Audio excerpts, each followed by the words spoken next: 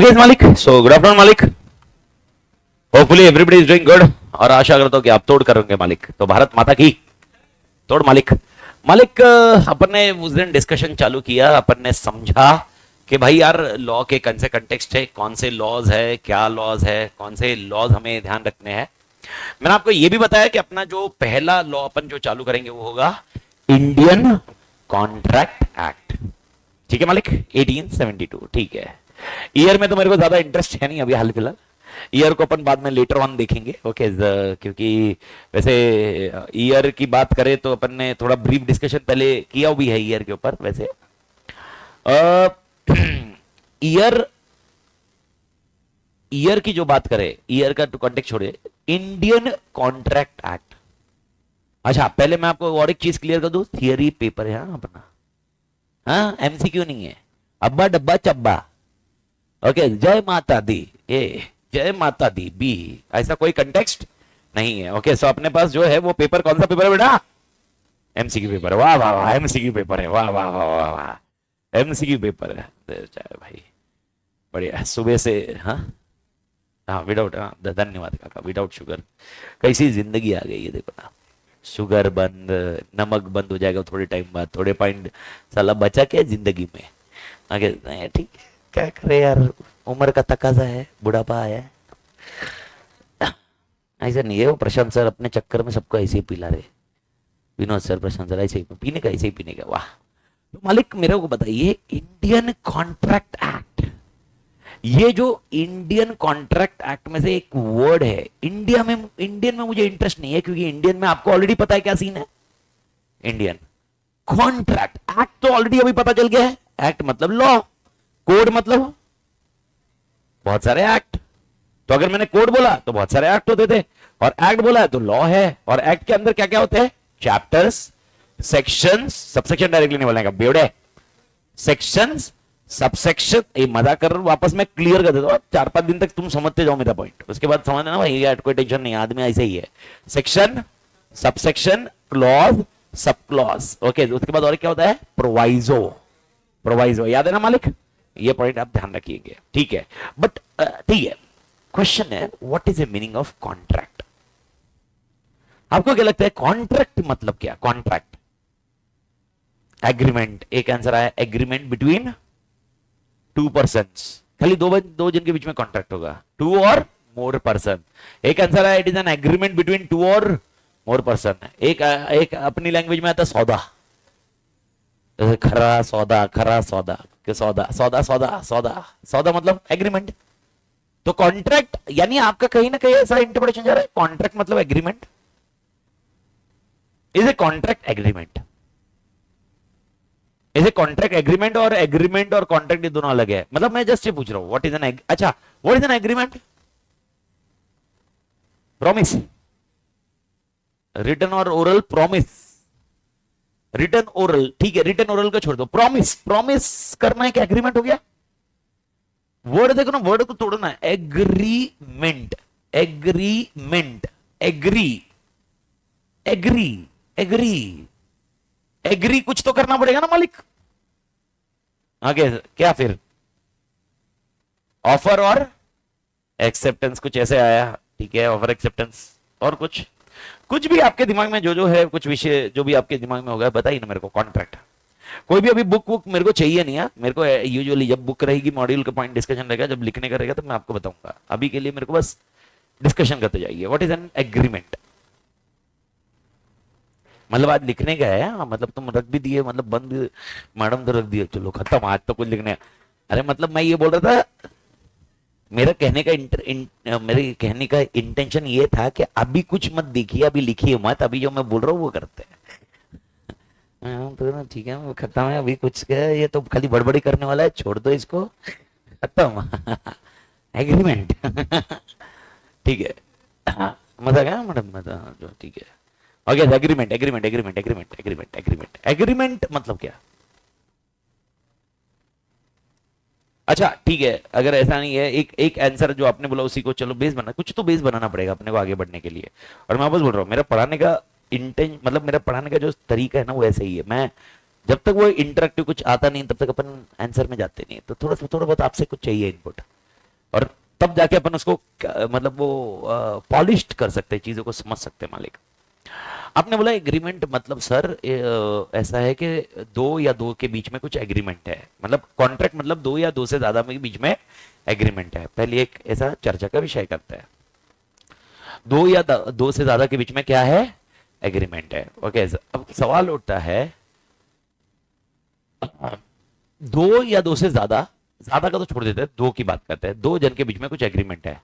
तो दो जन के बीच में कुछ ऐसा कॉन्सेप्ट देते हैं अपन, दो जन के बीच में कुछ तो होना चाहिए जिससे अपन बात करें कि ये एग्रीमेंट है, गिव एंड टेक।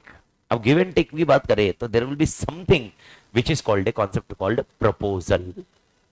क्या बोलते हैं, प्रपोजल। मुझे वापस यही वर्ड क्या है, प्रपोजल। प्रपोजल को अपन दूसरा वर्ड और एक क्या दे सकते हैं, ऑफर।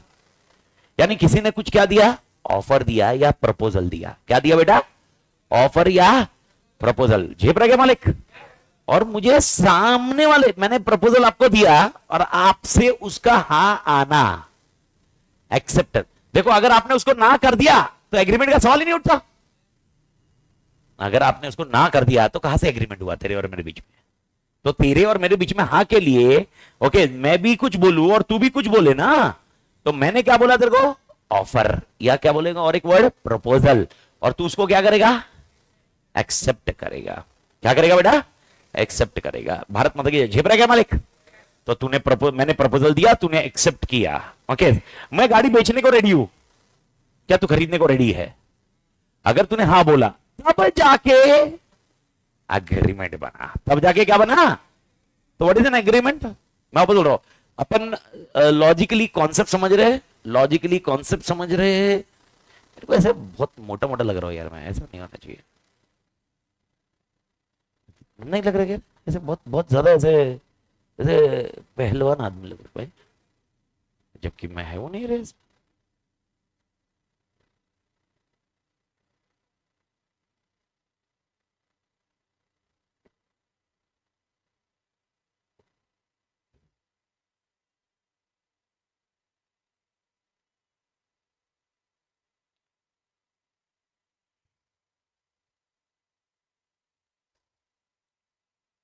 ओके, तो अब मेरे को बताओ एग्रीमेंट जैसे ही आया है वर्ड एग्रीमेंट, एग्रीमेंट केस में दो चीज होती है, कौन सी दो चीज, ऑफर एंड एक्सेप्टेंस, या दूसरा और एक वर्ड ऑफर का, प्रपोजल और एक्सेप्टेंस। Everybody clear. ठीक है, तो अगर मैं आपको पूछता हूं कॉन्ट्रैक्ट मतलब क्या, उस पे आपने जो उत्तर दिया वो ये था कि कॉन्ट्रैक्ट क्या होता है, एग्रीमेंट होता है। मैंने अभी तक हाँ नहीं बोला है, आपने जो बोला उसी को डिस्कशन कर रहा हूं। अब एग्रीमेंट को अपन और चर्चा पे लेके जा रहे हैं, और हम बोल रहे हैं एग्रीमेंट में दो चीज होती है। कौन सी दो चीज होती है बेटा, प्रपोजल होता है और प्रपोजल के साथ में एक्सेप्टेंस होता है। प्रपोजल का और एक शब्द का मतलब ऑफर। ओके, यानी अब मेरे को बताओ यहां पर दो जन इन्वॉल्व होंगे, कौन दो जन है, क्या ये एक पार्टी है, ये करने वाली कोई एक पार्टी है, क्या ये करने वाली एक पार्टी है, इस पार्टी को हम क्या बोलेंगे, ये पार्टी को क्या बोलेंगे। अगर ये मिस्टर ए है और ये मिस्टर बी है तो इस पार्टी को हम क्या बोलेंगे, इस पार्टी को हम क्या बोलेंगे, ऑफरर ऑफरी, या अगर अपन बात करते हैं प्रॉमिसर प्रॉमिसी, उस कंटेक्स्ट से अपन नहीं यूज कर सकते वर्ड। ठीक है, मेरे ख्याल से एवरीबॉडी एग्रीड हियर। मैंने बोला मेरे को गाड़ी बेचनी है। ओके, ये है मिस्टर ए जिसने बोला गाड़ी बेचनी है, और ये है मिस्टर बी जिसने बोला मुझे गाड़ी खरीदनी है। Okay, please do listen carefully, please do listen carefully. अगर मिस्टर ए ने बोला मुझे गाड़ी बेचनी है, मुझे गाड़ी बेचनी है, और मिस्टर बी ने बोला मुझे गाड़ी खरीदनी है, क्या ये ऑफर एक्सेप्टेंस होता है, क्या ये ऑफर एक्सेप्टेंस माना जाएगा। और अगर नहीं तो क्यों नहीं, कारण चाहिए मुझे, नहीं तो क्यों नहीं, और आंसर नहीं है, क्यों नहीं। मिस्टर ए ने मिस्टर बी को बोला ना मैडम, मिस्टर ए ने मिस्टर बी को बोला कि मुझे गाड़ी बेचनी है, और मिस्टर बी ने क्या बोला, मुझे गाड़ी खरीदनी है। इधर ऑफ इट कंसिडरेशन, अभी एक नया वर्ड आ रहा है भाई साहब का, भाई साहब ने एक ऐसा भारी वर्ड भेजा, क्या, कंसिडरेशन। व्हाट इज कंसिडरेशन, हाँ कंसिडरेशन एक वर्ड आया, एक वर्ड सुना ना हमने अपने, मैं उसको नहीं पूछ रहा हूँ क्योंकि अभी उसने बोला तो वो और ज्ञान छिपेगा। तो मेरे को थोड़ा सा अभी पहले दूसरे को कुछ वर्ड ये पता है कि नहीं, ये डिस्कशन पे आते हैं अपन। किसी और को पता है क्या शब्द कंसिडरेशन नहीं है? What is consideration? नहीं नहीं, कंसिडरेशन नहीं, वो क्या कंसिडर रहेगा, ऑफर नहीं, कंसिडर कंसिडरेशन जिसको खरीदने के लिए जो रखते हैं। एग्जाम्पल मेरे को बताओ, गाड़ी क्या फ्री में बेच रहा हूं क्या? क्या चैरिटी कर रहा क्या मैं? हाँ, समाज सेवा करने की नौबत आ गया मेरी? नहीं, तो मैं काय के लिए बेच रहा हूं गाड़ी? पैसे के लिए। तो पैसा is nothing but A consideration. मैं ये नहीं बोल रहा पैसा ही कंसिडरेशन होगा हमेशा। अभी के एग्जाम्पल के लिए अपन बोल रहे पैसा इज कंसिडरेशन। अभी थोड़ा सा एग्जाम्पल और एक लेते हैं। ओके, ए ने बी को बोला कि मैं गाड़ी बेचता हूं, और बी को बोला कि तू मेरे क्लास में आके पढ़ा दे। एग्जाम्पल, विनोद सर के पास एक गाड़ी है, विनोद सर बोला अमित मेरे क्लास में आके पढ़ा दे, मैं तेरे को गाड़ी दूंगा। मेरा क्वेश्चन है, विनोद सर जब गाड़ी दे रहे तो ऑफर किया, मैंने क्या किया? एक्सेप्टेंस। तो कंसीडरेशन क्या था? नहीं, गाड़ी नहीं, गाड़ी भेजने। कंसीडरेशन क्या था? पढ़ाना। कंसीडरेशन मतलब something which is given for something. कोई भी चीज फ्री में नहीं होती है मालिक, और अगर वो फ्री में है तो वो ऑफर एक्सेप्टेंस की कैटेगरी में नहीं आएगा। उसके कुछ एक्सेप्शन रहेंगे, देखेंगे सर, गिफ्ट रहता, वो चीजें अलग अलग है। चैप्टर पे तो जाने दो पहले ना, क्या वो कंसिडरेशन वाला। पर कंसिडरेशन मतलब समझा? Something in return, something in return. तो जब भी मैं बोलूं कंसिडरेशन तो दिमाग में एटलीस्ट ये ध्यान रखो, समथिंग इन रिटर्न। अभी एग्जांपल थोड़ा टेक्निकल बात करें, मैं तुम्हें पढ़ा रहा हूं, that is one context. Okay, और तुम मुझे क्या दे रहे हो? पैसा। Okay, something in return. तुम्हारे लिए कंसिडरेशन में पढ़ाना हुआ, मेरे लिए कंसिडरेशन पैसा हुआ। ओके, अभी अच्छा, तुमने क्या मुझे पैसा दिया या एक्सपर्ट को दिया? एक्सपर्ट। तो मुझे मुझे मुझे कंसिडरेशन किससे मिलने वाला है? तुमसे या एक्सपर्ट से? एक्सपर्ट से। तो you need to understand, contract is not between me and you, the contract is between me and expert. तुम्हारा कॉन्ट्रैक्ट किसके साथ होगा? एक्सपर्ट के साथ में। आई डू थिंक इधर तक बैकग्राउंड बेटर है मालिक? एवरीबॉडी ठीक है? तो कंसिडरेशन एक नया शब्द आ गया है जो अपने दिमाग में अभी अभी क्योंकि अभी सब लोगों को बैठ गया है, तो सबके दिमाग में एटलीस्ट है। जब अपन चैप्टर में जाएंगे, डिस्कशन में जाएंगे, तब देखेंगे। लेकिन अभी याद रखना, कंसिडरेशन बोला मतलब something in return, something in return, that is called consideration. Bharat Mata की जय। झेपा गया मालिक? Something in return called consideration. ठीक है, nevertheless coming back to the point. अब मेरे को बताओ, यहां पर मिस्टर ए ने बोला मैं गाड़ी बेचने को रेडी हूं, और मिस्टर बी ने बोला मैं गाड़ी खरीदने को रेडी हूं। ओके, 50 लाख में, क्या चलेगा? क्या अभी यहां पर ऑफर एक्सेप्टेंस हो गया?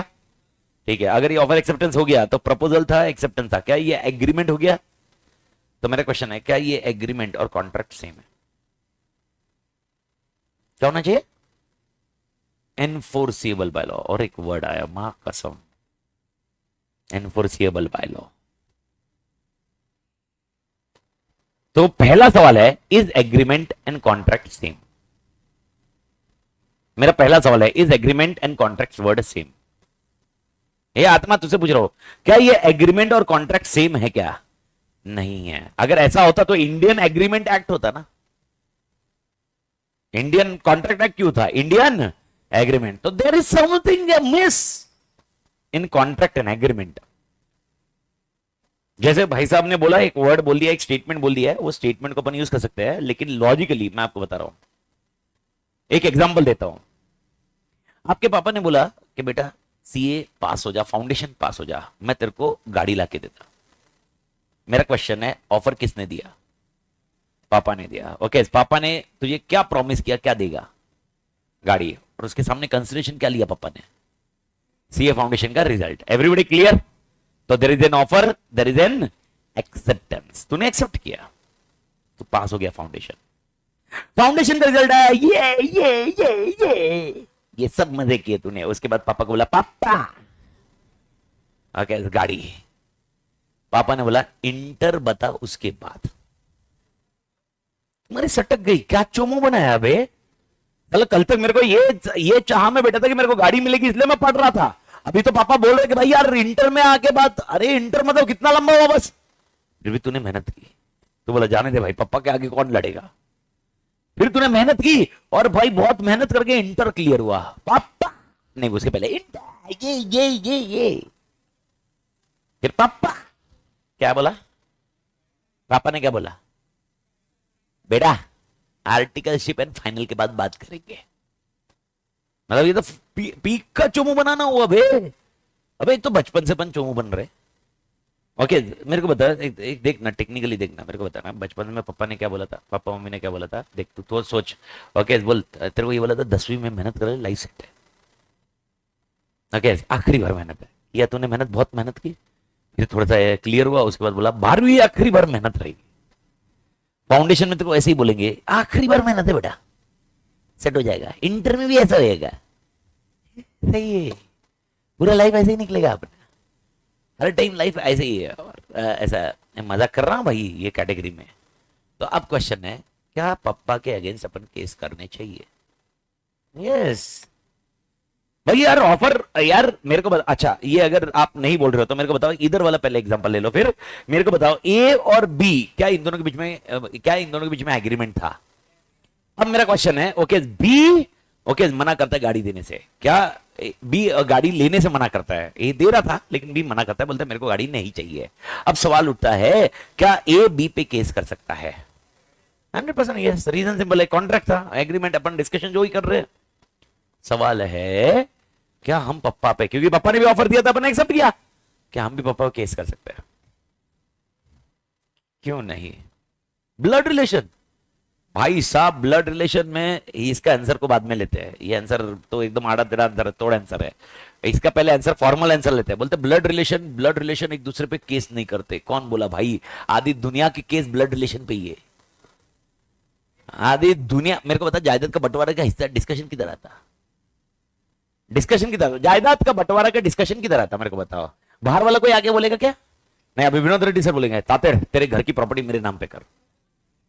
तातेड़ मतलब मैं अमित तातेड़, मेरा पूरा नाम अमित तातेड़ है, ऐसा होएगा क्या? नहीं, लेकिन मेरे अभी मेरा बेटा बेटी दोनों झगड़ा कर रहे हैं, बोलते हैं ये आधा मेरा आधा हिस्सा मेरा। क्या ये जायदाद का बंटवारा हो सकता है? यस, ब्लड रिलेशन में ही होता है भाई जायदाद।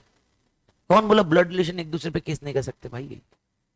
कानून उठा के देख ले दोस्त, आधे कानून के पत्तों में, पन्नों में नहीं, आधे कानून के पन्नों में रिश्तेदारों के नाम छुपे होंगे दोस्त। Okay but nevertheless jokes apart, एक भाई साहब ने बोला बाहर निकाल देंगे पापा। ओके आगे उसने स्टेटमेंट नहीं दिया, लात मार के। यार ये भाई ये भी बकायदा एक बहुत बड़ा पॉइंट है, बहुत बड़ा प्रॉब्लम है। पापा के आगे क्या करेंगे? पापा तो बहन, अरे भाई यार बात खत्म है, पापा के अगेंस्ट क्या करोगे आप? टेक्निकली यही पॉइंट है, पर ये रीजन नहीं। अपन थोड़ा फॉर्मल जाते हैं, अभी थोड़ा आप ऐसे चार्टर्ड बन गए हो, आप इमेजिन करो इज्जत वाले स्टेटस वाला, और अब पापा पे केस करने, अब बोल हाँ, अब ब्लड रिलेशन का लॉजिक नहीं है। पर अभी क्यों नहीं, मेरा क्वेश्चन अभी क्यों नहीं? ऑफर किया था उन्होंने, इंटेंशन नहीं था क्या? गाड़ी देने का इंटेंशन ही नहीं था कॉन्ट्रैक्ट परफॉर्म करने का इंटेंशन नहीं था, तो फिर कॉन्ट्रैक्ट परफॉर्म करने का इंटेंशन नहीं था तो ऑफर क्यों दिया? लॉ लायबल करेगा, सेक्शन 37, 38, 39, 40 में पढ़ेंगे। अगर कॉन्ट्रैक्ट ये करने का इंटेंशन नहीं था, परफॉर्म करने का, और आपने दिया, लायबल। कॉन्ट्रैक्ट परफॉर्म करने का इंटेंशन नहीं था मतलब क्या, किस कंटेक्स्ट में आप बोल रहे हो? कंटेक्स्ट में डिस्कस करेंगे। रिटर्न कॉन्ट्रैक्ट, अच्छा मतलब ओरल कॉन्ट्रैक्ट चलेंगे ही नहीं कभी, क्योंकि देखो भाई साहब क्या बोला, रिटर्न कॉन्ट्रैक्ट नहीं था, पापा ने तो ओरल ही बोला। पापा बाद में कोर्ट में मुकर जाएंगे, जज साहब मैं कब बोला, ये कुछ भी सोच रहा है, हेलुसिनेशन, मालूम है ना हेलुसिनेशन, ऐसा कुछ भी बोल रहे पापा, पापा बोल रहे क्या? ऐसा पॉसिबिलिटी का डिस्कशन हो सकता है क्या? नहीं नहीं नहीं, नहीं। ओके उसका एक और एक एग्जांपल बोलता हूं, ओरल और रिटर्न में कंफ्यूज मत होइए ज्यादा, मैं आपको वापस समझा देता हूं। अगर आपके दिमाग में होगा सर ओरल नहीं होना चाहिए, रिटर्न ही होना चाहिए, तो फिर तो हर रेस्टोरेंट को धंधा बंद करना पड़ेगा। मैं आपको एग्जांपल बोलता हूं, मेरे को बताओ, रेस्टोरेंट में मैं गया और मैंने खाना ऑर्डर किया, खा लिया, तो गया, पेट भर गया, तू बता मैंने किधर लिख के दिया था मैंने मंगाया था? हेलुसिनेशन तू मेरे को बता पॉसिबल है ना? तो मेरे को बताओ कॉन्ट्रैक्ट कौन से होते हैं, ओरल या रिटर्न? ओरल। रिटर्न, अरे रिटर्न किधर है रेस्टोरेंट में? बस में चढ़ा, बस में तू एक लोकेशन दूसरी जगह लोकेशन में जा रहा है, कहां पर रिटर्न कॉन्ट्रैक्ट है? कॉन्ट्रैक्ट कौन सा है? ओरल। कोई लिखा थोड़ा है, कोई लिखित थोड़ा है यार। कितनी जगह। अच्छा चलो एग्जाम्पल लेते हैं, और एक एग्जाम्पल बता रहा हूं। मेरा और विनोद सर का लिखित एग्रीमेंट ही नहीं है। मैं उनके पास 2010 से साथ में हूं मैं, और टिल डेट, मतलब एक्सपर्ट में तो जब से फॉर्मेशन में तब से मैं, टिल डेट मेरा एक एग्रीमेंट नहीं होगा इनके साथ में। रिटर्न रिटर्न बोल रहा हूं, ओरल पे बात चल रही है, तो क्या कल कोर्ट केस नहीं कर सकते हम? अगर कल कुछ कुछ प्रॉब्लम आया, कोर्ट केस नहीं हो सकता? हो सकता है। कोर्ट में रिटर्न ओरल, देखो 101% I agree, written will be more preferred और इजी टू खत्म करना, लेकिन रिटर्न के लिए एविडेंस जमा करना बहुत आसान होगा, वो पर ओरल में एविडेंस नहीं होगा ऐसा नहीं है मालिक। आई डू थिंक छिप रहा है क्या मालिक? मेरे को बता फिर पप्पा के केस में क्या है। तो पप्पा का कॉन्सेप्ट याद रखा, ब्लड रिलेशन का तो दिमाग रखो ही मत चलो।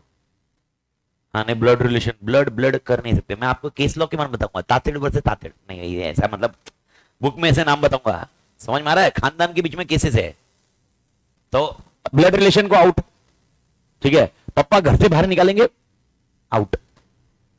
ओके, वैसे तू घर से बाहर ही है, पूरा दिन किधर पड़ा हुआ है? प्रेस्टीज।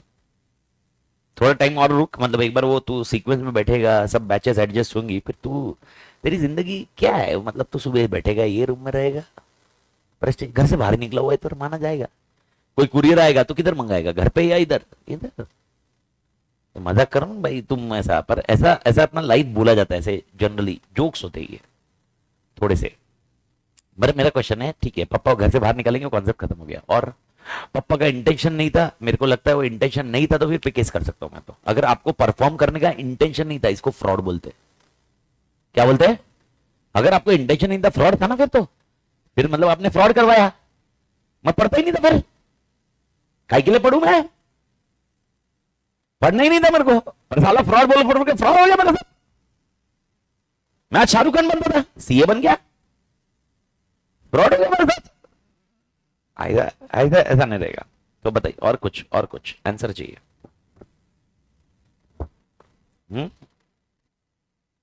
हाँ, प्रूफ ऑफ एग्रीमेंट नहीं था, तो प्रूफ ऑफ एग्रीमेंट मतलब ओरल सही आ गया आपका, ओरल रिटर्न का छोड़ दो। अब इमेजिन कोई पापा एग्री कर रहे हैं, हाँ हाँ भाई मैंने बोला था, जज साहब बोल रहे जो खड़ना खड़ लो।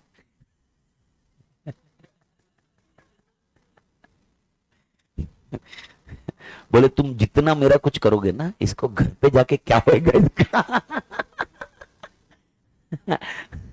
है ना पापा? तो बताइए बताइए और कुछ। चलो और एक एग्जांपल देता फिर। वैसे तो बर्थडे अपना जून में आता है, तो बहुत लेट है। तुम्हारी एग्जाम जब होगी तभी तुम्हारे टाइम पे रहेगा। ओके, 19 जून को है अपना बर्थडे। ओके, आप इमेजिन करो मैं बर्थडे पार्टी दे रहा हूँ। ओके, और मैंने आपको बोला है पार्टी दे रहा हूँ, आप आइए। तो मैंने क्या किया तुम्हें? इनवाइट, इनवाइट, वाह वाह वाह, बहुत अदब लैंग्वेज है, पर अपनी कॉन्ट्रैक्ट की लैंग्वेज में मैंने क्या किया? ऑफर। तूने बोला कल आऊंगा सर मैं। ओके, क्या हुआ तेरा? मैंने पूछा कितने जन आ रहे हैं, सबने हाथ ऊपर किया। ओके, मैं सबने हाथ ऊपर किया, मैं गया ओके होटल का बुकिंग करने, और होटल वाले ने बोला कितने हैं, तो मैंने बोला भाई एक एक्स नंबर है, एक्स नंबर के बेसिस पे ओके कितना चार्ज होगा। तो होटल वाले ने बोला 750 रुपया प्लेट।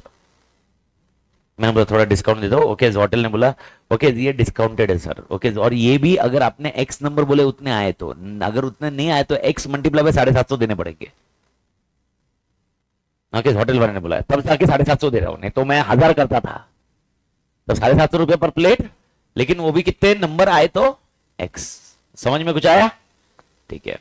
अगले दिन मैं खुश हुआ, मैं तैयार हुआ, हैप्पी बर्थडे मेरा, मतलब बर्थडे बर्थडे मेरा बर्थडे मेरा बर्थडे बर्थडे भाई का बर्थडे भाई का बर्थडे। मैं रेडी रहा, मैं होटल में रुक रहा था, मैं ऐसे वेट करता, अच्छा अच्छा लड़का बन के ऐसे मैं वेट करता कि हाँ भाई हैप्पी बर्थडे, अभी आएंगे अभी आएंगे आएंगे आएंगे आएंगे।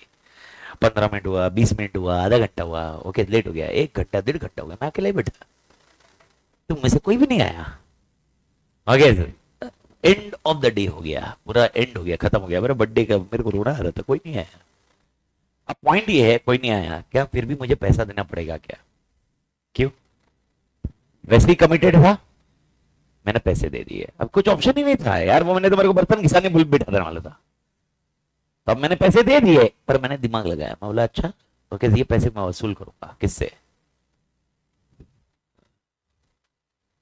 मेरा क्वेश्चन है, कल अगले दिन क्लास में आया, मैं बोला निकालो 750 750 750 निकालो, तो बोले साला खाया तो नहीं सर, कहां से निकालू? डजंट मैटर, तुमने हाँ बोला इसलिए मैंने किया, मैंने ऑफर दिया था। क्या मैं तुम पे केस कर सकता हूं क्या? और जब मैं बोल रहा हूं मैं केस कर सकता हूं क्या, इसका मतलब मैं जीत सकता हूं क्या, ये इंटेंशन है मेरा। क्या केस करके मैं जीत सकता हूं क्या मालिक? यस।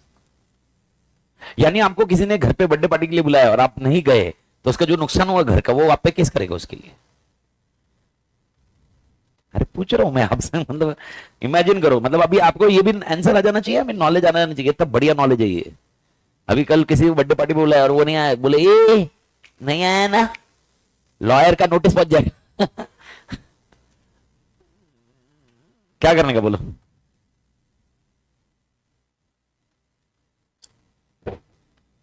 अरे कुछ तो बोलो, कुछ तो सोचो यार। और क्यों नहीं कर सकता ये तो बताओ मेरे को, क्या इसमें ऑफर एक्सेप्टेंस नहीं था क्या? था ना, ऑफर एक्सेप्टेंस था, और परफॉर्म हुआ क्या कॉन्ट्रैक्ट? हुआ क्या परफॉर्म? पर तुम्हारी वजह से नुकसान हुआ ना मुझे, तो फिर उसकी भरपाई कौन करेगा? और मैंने आपको क्या बोला, इंडियन कॉन्ट्रैक्ट एक्ट में क्या होती है? भरपाई। नुकसान हुआ वो तो लू में वसूल करो। बताओ मेरे को। हाँ, जीत सकता हूं, मतलब तेरा कहना है कि मैं जीत सकता हूं? It was an agreement but not a contract. The major problem is what is an agreement and contract, ये दोनों का डिफरेंस समझना जरूरी है।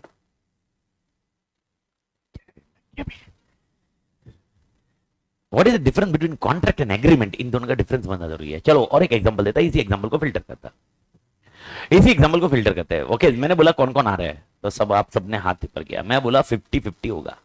मेरी बर्थडे पार्टी का 750 मेरे अकेले से नहीं, मैं 750 की पार्टी क्या, मैं बर्थडे पार्टी की, मेरा बर्थडे कर रखे, शादी कर रखे, खानदान का। मैं बोला एक काम करेंगे, 750 में से 500 रुपया मैं भरेगा, 250 रुपया तुम भरोगे। सब लोग एग्री? ओके ऑफर किया, एक्सेप्टेंस हुआ, आत्मा क्लियर। और मैंने तुम्हारे भरोसे 750 की प्लेट बुक की। अब कल गए और कल तुम में से कोई नहीं आया। अब मेरा क्वेश्चन है, क्या मैं तुमसे रिकवर कर सकता हूं? ये कॉन्सेप्ट है difference between agreement and contract.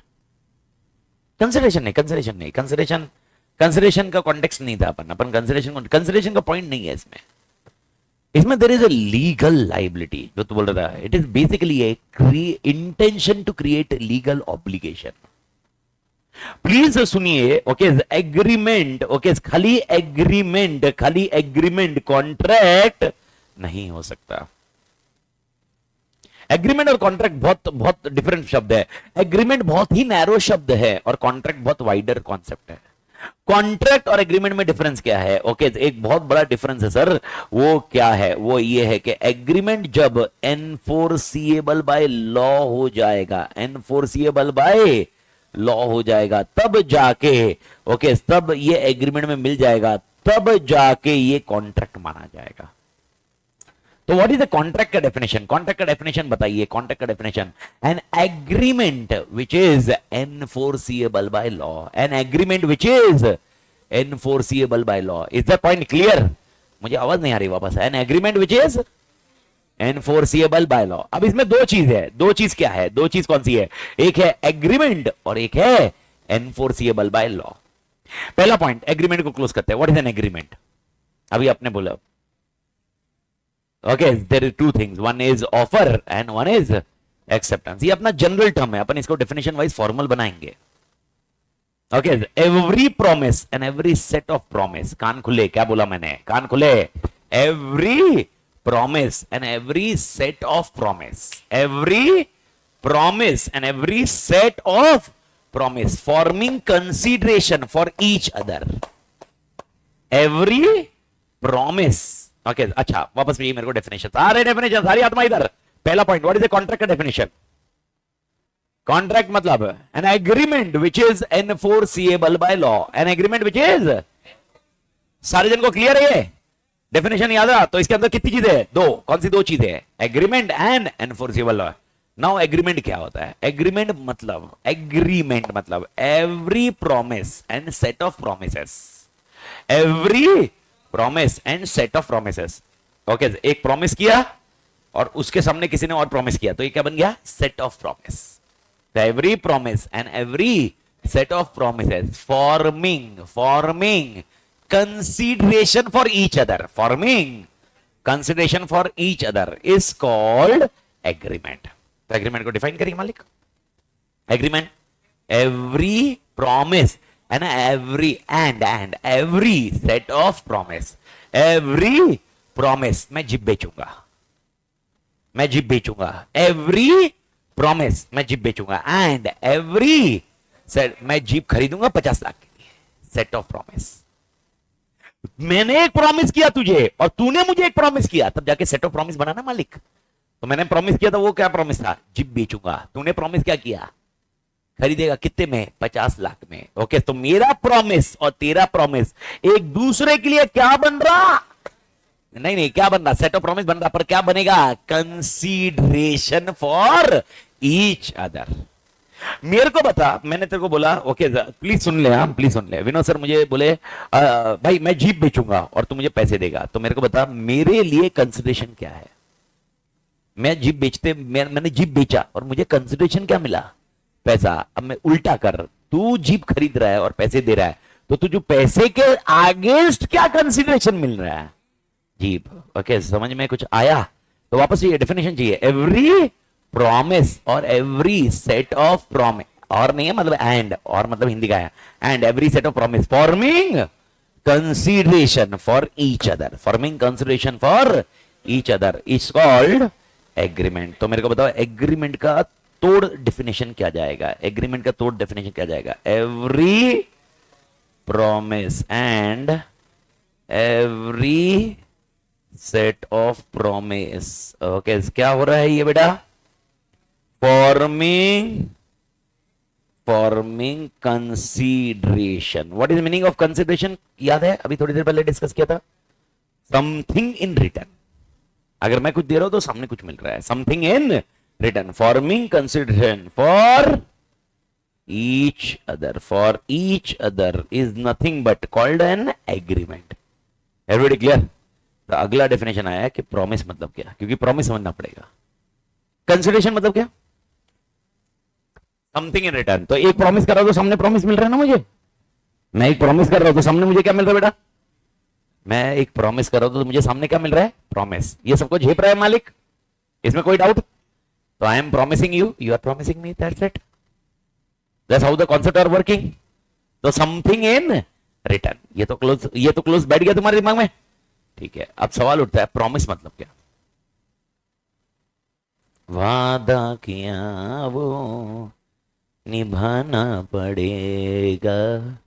Okay, English के लैंग्वेज में मतलब क्या? Proposal and acceptance. तो जो ऊपर का ग्रीन पोर्शन निकला है वो किसका डेफिनेशन है? प्रॉमिस का. झेप रह गया. तो भाई what is a promise? When one person signifies, okay, one person signifies a proposal and the other person gives his assent. कान को ले, assent मतलब ASSENT. ASSENT मुझे वापस चाहिए. ओके, अगर एक पर्सन क्या दे रहा है? एक पर्सन क्या दे रहा है? प्रपोजल. और दूसरा पर्सन उसको क्या दे रहा है? एसेंट दे रहा है. तब प्रपोजल और एसेंट ये जो होता है, ओके, जो ये होता है इसको हम क्या बोलते हैं? प्रॉमिस. तो मेरा क्वेश्चन है, एग्रीमेंट को तोड़ तोड़ के पूरा आगे तक जाओ. तो मैंने डिफिनेशन कितने लेयर में लेके गया वो. सबसे पहला डिफिनेशन, कॉन्ट्रैक्ट मतलब क्या? Agreement enforceable by law. दूसरा point, what is an agreement? Every promise and set of promise forming consideration for each other. What is the promise? When one person signifies his proposal, another person gives his assent, forming a promise. Is forming a promise. आत्मा clear? और ये promise हो गया, काम खत्म हो गया. Promise is nothing but proposal and acceptance. मैंने उसको थोड़े से लेयर कॉन्ट्राडिक्ट किया है, मतलब कम किया है, पर लॉजिक बैठा गया इधर तक.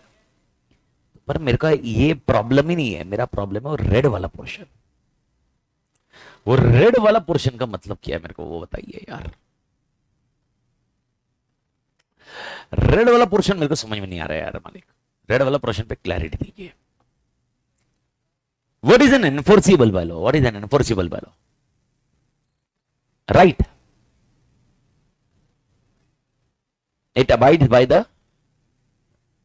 तो मेरा क्वेश्चन है, अगर रेड वाला पोर्शन नहीं है तो एग्रीमेंट क्या हुआ फिर? एग्रीमेंट कॉन्ट्रैक्ट नहीं होगा, एग्रीमेंट क्या नहीं होगा, लेकिन एग्रीमेंट एग्रीमेंट तो होगा ना। फिर उस एग्रीमेंट को कौन सा एग्रीमेंट बोलते हैं? उस एग्रीमेंट को नाम याद रखना, एक एग्रीमेंट का नाम याद रखना, सोशल एग्रीमेंट। कौन सा एग्रीमेंट? सोशल एग्रीमेंट, जिसमें मेरा कोई लॉ का इंटेंशन नहीं, I am having no intention to create any legal obligations, okay, then it will be only an agreement, it is not a contract. अगर मैं तेरे से कुछ एग्रीमेंट करता हूं जिसके अंदर कोई कोई भी वे से मुझे लीगल इंटेंशन ही नहीं डालना है, क्या नहीं डालना है बेटा? Legal intention. आवाज नहीं आ रही है? लीगल इंटेंशन नहीं डालना है, ओके, हम उसको क्या बोलते हैं? खाली एग्रीमेंट बोलते हैं। नाम क्या आगे एग्रीमेंट का? Social agreement. कौन सा एग्रीमेंट बेटा? आवाज आवाज आवाज, सोशल एग्रीमेंट। और जैसे ही सोशल एग्रीमेंट के अंदर हमने इंटेंशन ऑफ लॉ घुसेड़ दिया, क्या बोला मैंने? सोशल एग्रीमेंट के अंदर हमने क्या घुसेड़ दिया? Intention of law. अब ये एग्रीमेंट नहीं बचेगा, ये बचेगा, बन जाएगा कॉन्ट्रैक्ट। तो कॉन्ट्रैक्ट के लिए जो आपका एग्रीमेंट था उसके अंदर लॉ का इंटेंशन डालना होगा। अब आपका सवाल होगा, सर ये इंटेंशन ऑफ लॉ मतलब क्या? आपका इंटेंशन तो जब एग्रीमेंट किया था कि इसको हम लीगली फाइट करेंगे। पापा ने जब आपको बाइक का बोला था, it was never an intention of law, वो सोशल एग्रीमेंट माना जाता है। तो सर इसका मतलब फादर और बेटे के बीच में, फादर एंड सन के बीच में सोशल एग्रीमेंट होते हैं यूजुअली, यस। तो सर फिर इंटेंशन ऑफ लीगल एग्रीमेंट कैसे होंगे?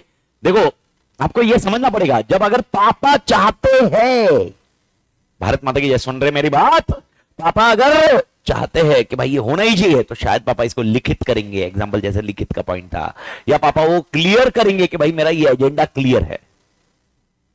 अभी आपने बोला सर एक बर्थडे पार्टी का मैंने आपको एग्जांपल दिया, मेरे को बताओ बर्थडे पार्टी में मेरा कहां से आपको खाली मैंने अपने हैप्पी बर्थडे करने के लिए बोला, it was a social agreement, you agree, but it was only for social cause, there was no legal obligation, it was only which cause? Social. आप क्यों आ रहे थे मेरे बर्थडे पार्टी पे? सेलिब्रेट करने, बस सोशल कॉज था एक, आपका कोई और एजेंडा नहीं था। लेकिन मैंने आपको जैसे ही बोला 250 रुपए आपको शेयर करना होगा और आपने हाँ बोला, इसका मतलब खाली सेलिब्रेट करने आ रहे थे या 250 रुपए भी आप देने वाले थे? तो लीगल ऑब्लिगेशन था ना आपके ऊपर, क्या पैसे कंसीडरेशन था ना मालिक? बस ये कॉन्सेप्ट में आ जाता है तो लीगल ऑब्लिगेशन आ जाता है। अब इसमें बहुत सारी, डोंट वरी, मतलब अभी अपन मतलब एक्चुअली चैप्टर 1 का फर्स्ट लेक्चर है। फर्स्ट डे पे आप एक्सपेक्ट भी मत करो मेरे को सारे एग्रीमेंट, सारे क्लॉजेस, सारे कंसीडरेशन सब आ गए, लेकिन आप ये चीज को क्लैरिटी करते जाइए, क्लैरिटी करते जाइए। तो सर सोशल एग्रीमेंट और लीगल एग्रीमेंट का एग्जांपल और एक दे रहा हूं, सुनिए मेरी बात। एक हस्बैंड एंड वाइफ है, मैंने हस्बैंड एंड वाइफ है, ओके, मेरे को मत लो, कोई एक ए बी को लो। एक हस्बैंड एंड वाइफ है, ओके, नहीं मैं बताऊंगा मेरी फट जाएगी थोड़ी सी। एक हस्बैंड एंड वाइफ है, हस्बैंड ने प्रॉमिस किया था, हस्बैंड जा रहा था कुछ बाहर काम के लिए, और हस्बैंड ने प्रॉमिस किया था वाइफ को कि मैं तेरे को हर महीने के 10,000 भेजूंगा तेरे मेंटेनेंस के लिए। हस्बैंड जाते वक्त बोल के गया, ओके मैं भेजने वाला हूं, ओके, वाइफ ने बोला ठीक है महीने का मेंटेनेंस भेज देना। हस्बैंड ने 3 महीने भेजा, चौथे महीने से भूल गया। 5वें महीने वाइफ ने केस किया, किसके ऊपर? हस्बैंड के ऊपर। ओके, जज साहब ने ऑर्डर दिया, it was not a contract, it is an agreement. Which agreement? Social. अब क्वेश्चन है सर ये इंटेंशन ऑफ लॉ को कैसे प्रूव करे, ये आपको समझना पड़ेगा, केस टू केस होगा। अब एक छोटे से एग्जांपल, इसी एग्जांपल को थोड़ा ट्विस्ट करते हैं। हस्बैंड एंड वाइफ का डाइवोर्स हुआ, डाइवोर्स हुआ, इसीलिए कोर्ट ने बोला मेंटेनेंस कॉस्ट देना पड़ेगा। कुछ समझ में आ रहा है? कोर्ट देती है मेंटेनेंस कॉस्ट। बोला कोर्ट ने हस्बैंड को बोला कितना मेंटेनेंस कॉस्ट देना पड़ेगा? 10,000 पर मंथ मेंटेनेंस कॉस्ट देना पड़ेगा। किसको? वाइफ को। कुछ लॉजिक बैठ रहा है मालिक? और थोड़ा टेक्निकली सोच के बताइए, अगर हस्बैंड अभी नहीं देता है, क्या वाइफ केस कर सकती है? क्यों? Legal intention. तो सर फिर ये लीगल इंटेंशन जब रहेगा तब आपका वो कॉन्ट्रैक्ट एग्रीमेंट क्या बन जाएगा? कॉन्ट्रैक्ट। तो कॉन्ट्रैक्ट एंड एग्रीमेंट का डिफरेंस क्या है मालिक? कॉन्ट्रैक्ट एंड एग्रीमेंट का डिफरेंस क्या है? जब भी मैं कॉन्ट्रैक्ट की बात करूं तो आपके दिमाग में आना चाहिए एग्रीमेंट से बड़ा है या छोटा है? कॉन्ट्रैक्ट एग्रीमेंट से बड़ा है या छोटा है? पक्का, ओके, और एग्रीमेंट छोटा है, पता, पक्का, क्लियर है, ओके। अब मेरा स्टेटमेंट मेरे को बताओ कौन सा सही है। एवरी कॉन्ट्रैक्ट इज एग्रीमेंट और every agreement is contract.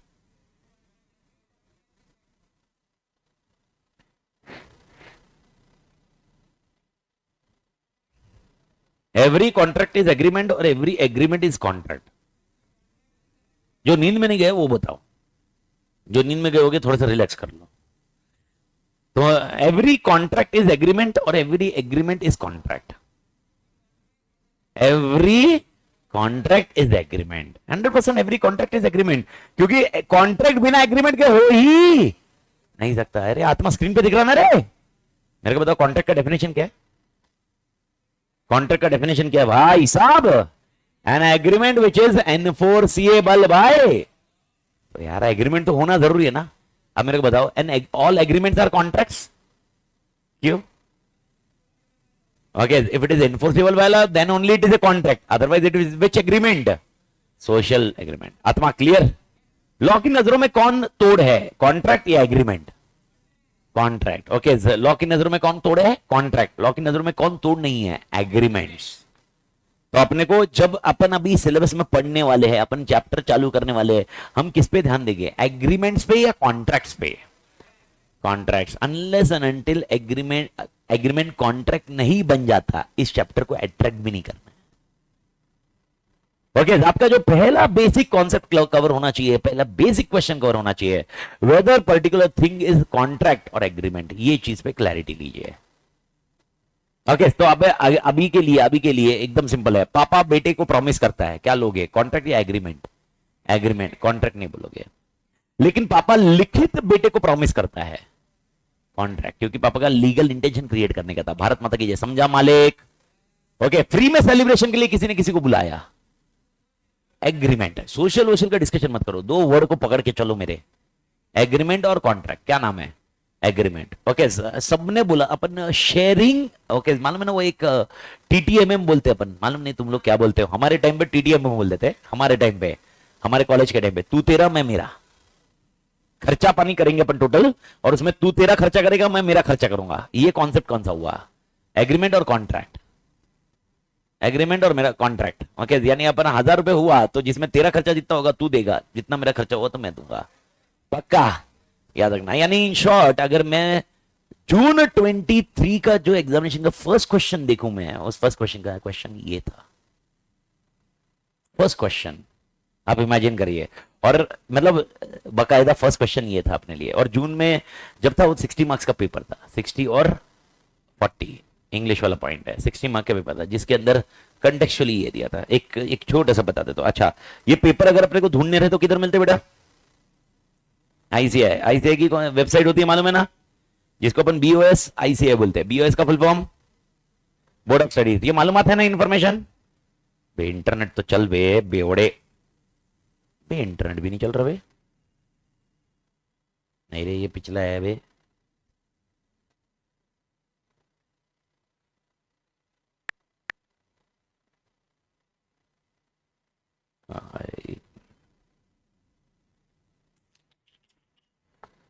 Oh my God. Oh, how should we work, man? It's internet, jump by internet. Where internet going Wi-Fi? इसको देखते हैं, इस पे देखते हैं।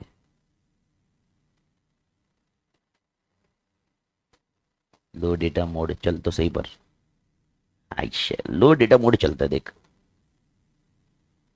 ये मालूम है ना, ऐसा वेबसाइट पे जाते हैं, बीओएस पे जाते रहने का फीलिंग देता है।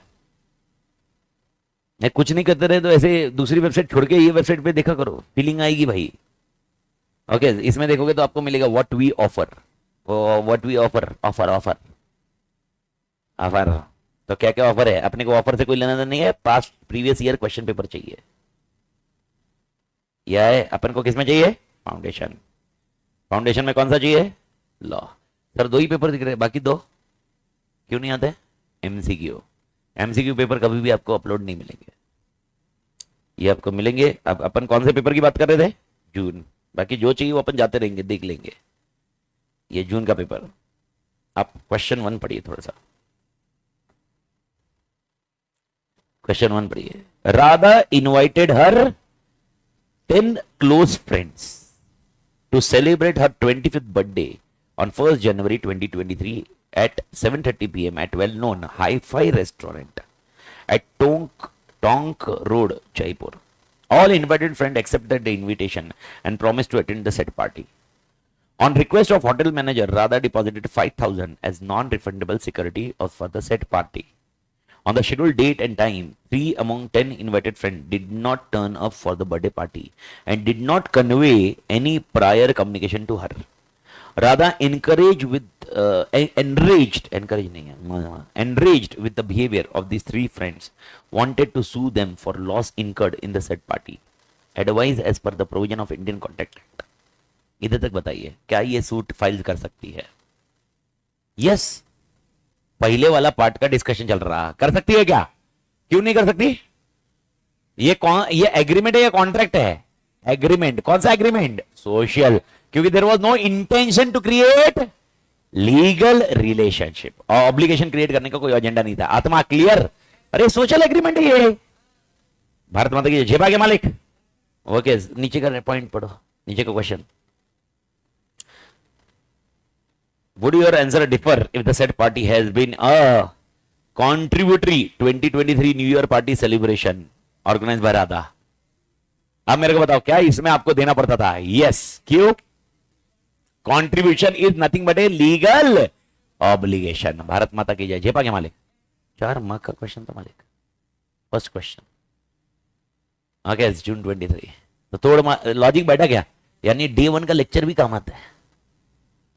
नहीं, अगर किसी के लिए ऐसा होगा, नहीं भाई क्या एग्रीमेंट, सोशल एग्रीमेंट क्या है सर, हो गया ना अभी, क्या इसके ऊपर तो जिंदगी में कुछ नहीं होगा। तेरे सामने दिखा दिया मैंने, एविडेंस दिखाते, जिंदगी में क्या 4 मार्क उड़ जाएगा? और 4 मार्क मतलब देखो, मैं आपको ऐसा बोल देता हूँ, अगर आप थोड़ी सी हैबिट बनाओगे ना मालिक, मतलब मैं एकदम क्लियर हूँ अपनी ये जो डिस्कशन में कर रहा हूँ मैं, अगर आप थोड़ी सी भी हैबिट बनाओगे ना, मतलब मैं किस चीज की बात कर रहा हूँ, थोड़ा लिखने का आंसर या एक हैबिट पढ़ने का, एक हैबिट पूरा सिलेबस ये करने का, कंप्लीट करने का, एक हैबिट पूरा सिलेबस पेपर लिखने का, पूरा 100 मार्क्स लिखने का, ये हैबिट आपका फाउंडेशन के बाद वो इंटर फाइनल तक हैबिट सही रही ना तो काम आएगी।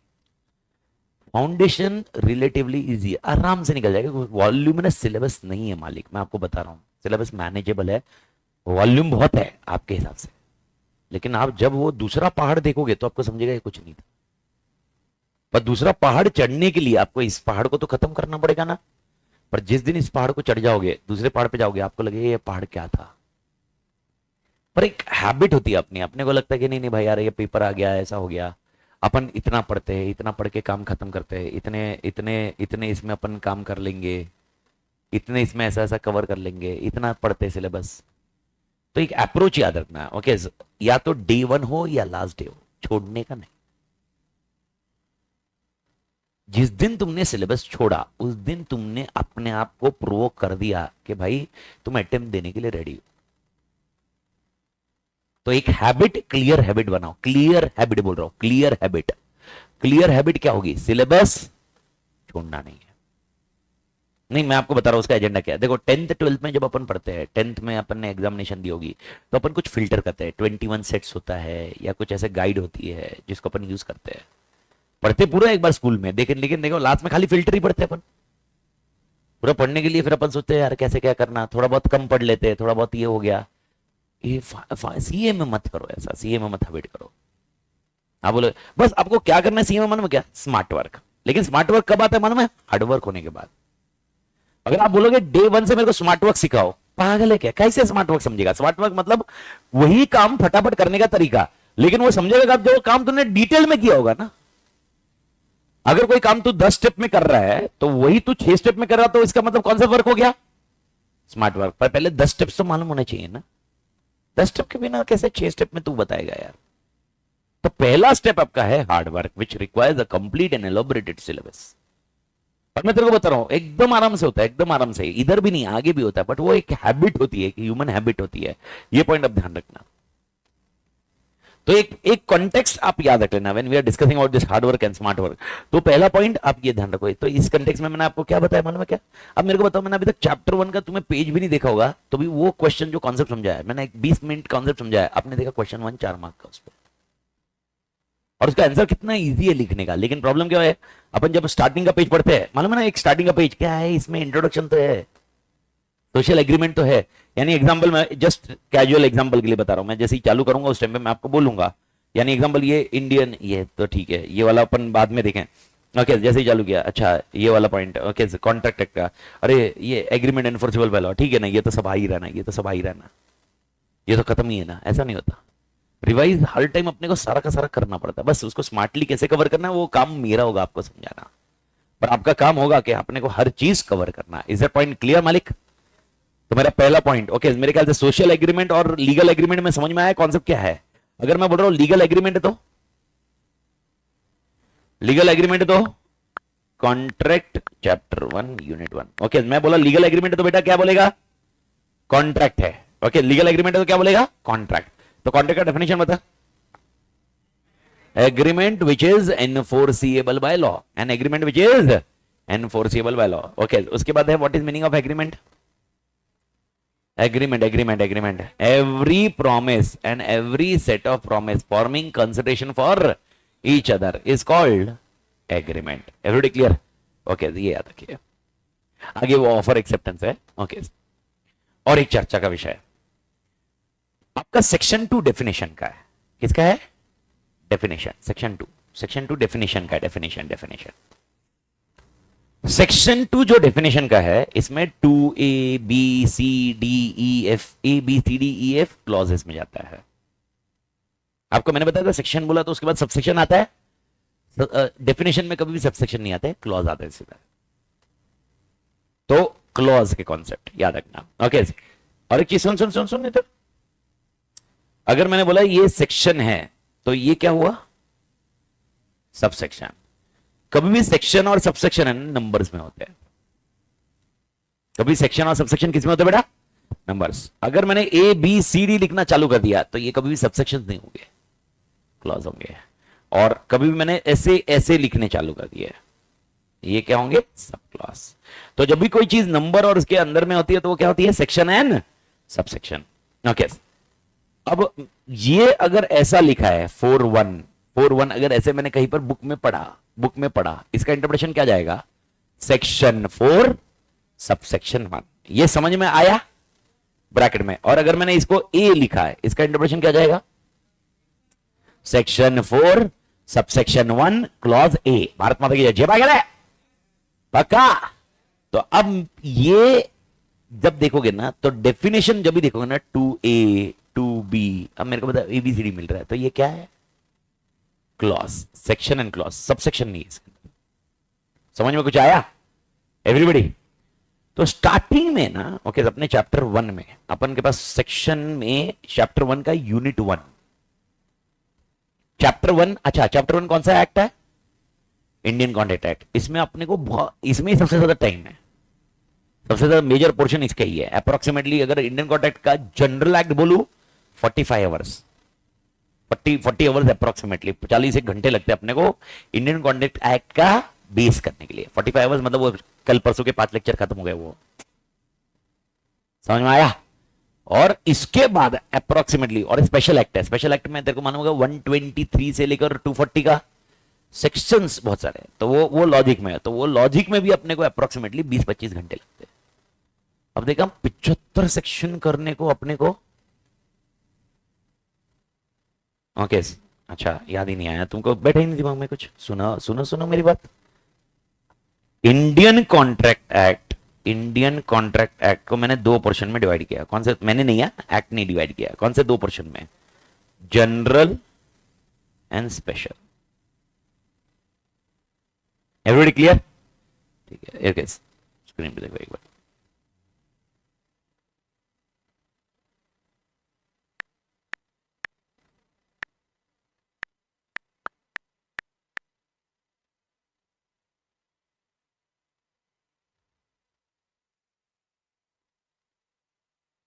ये देखो, ये क्या निकाला मैंने, इसको क्या बोलते अपन, ऑफिशियल गैजेट से निकाला। तो ये कौन सा एक्ट है, बेयर एक्ट।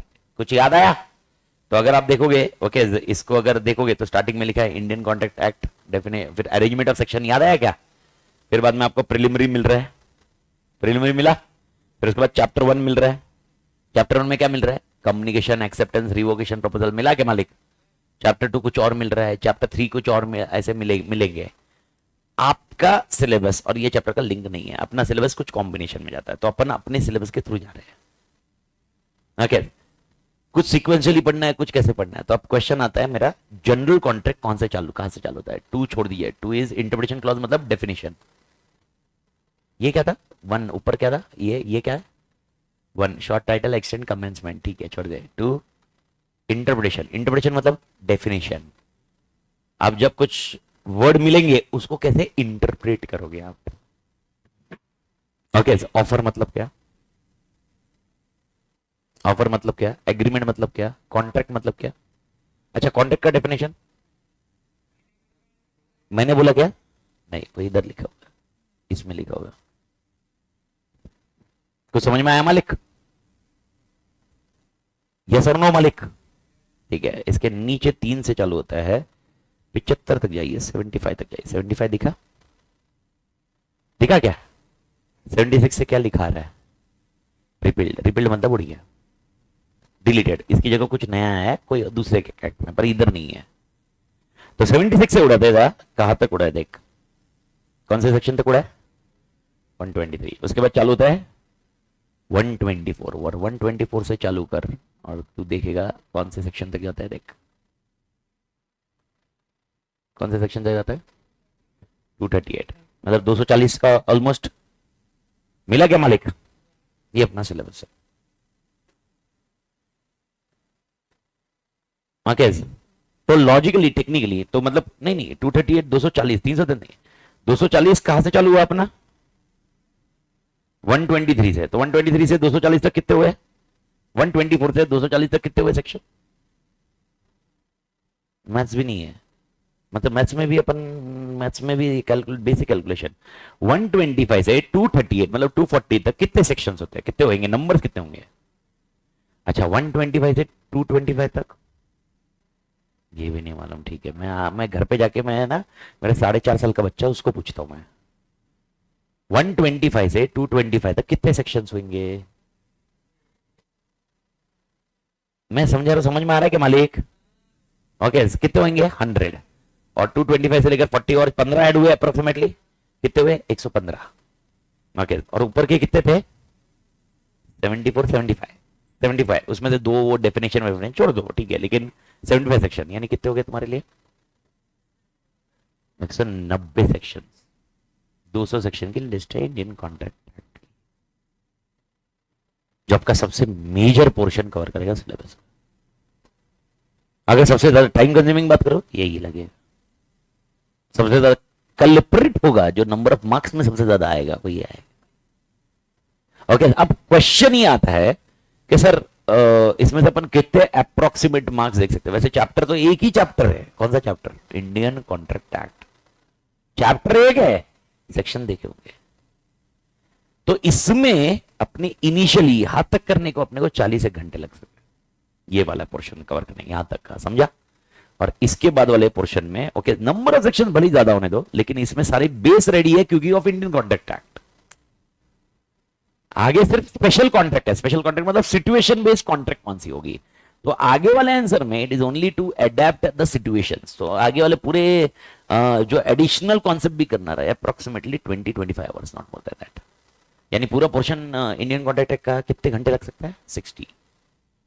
अगर अपने इसमें देखे तो 50 लेक्चर्स, 55 लेक्चर्स अपन और मतलब डालेंगे, तब जाके अपना कॉन्ट्रैक्ट एक्ट पूरा खत्म होगा। ओके, क्या कॉन्ट्रैक्ट एक्ट पूरा खत्म हो गया तो क्या लॉ का सिलेबस खत्म हो गया क्या? माँ कसम, अगर लॉ का सिलेबस खत्म हो गया तो बोल माँ कसम मजाक कर रहा है क्या? तो तेरे खाली इस आर्ट में देखे, ये तो छोड़ ही देने का तेरे को, ये तो दिमाग फोड़ी मत कर अभी हाल फिलहाल। कितने चैप्टर है तेरे लिए, 6 एक्ट है, 6 में से तेरा एक खत्म हो।